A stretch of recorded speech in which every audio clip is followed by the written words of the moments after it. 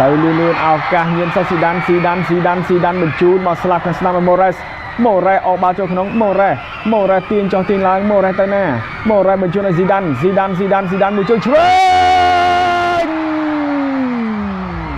គ្មានសល់ទេញៀនសូស៊ីដានរកបាន hat-trick នៅក្នុងការប្រកួតនេះចូលជើង original ពីការផ្ទះផ្លាបានយ៉ាងល្អអាយយបាទញៀនសូស៊ីដានសុទ្ធស្អាតមែនតើមាញ់មិញការលេងសង់តង់គ្នាជាមួយនឹង Morales យើងចាំមើលរូបភាពយឺតៗសាជាថ្មីកន្លែងនេះហើយបាទស៊ីដានបញ្ជូនឲ្យ Morales តាម Morales ទាញចោះទាញឡើង Morales ចាប់ហើយក៏បញ្ជូនឲ្យញៀនសូស៊ីដានចូលជើងឆ្វេងផ្ទះផ្លានេះអាយយបាទគឺបាទស្អាតមែនតើមួយជើងនេះតែគឺថាគ្មានសល់ទេបាទយីប៊ុនហេង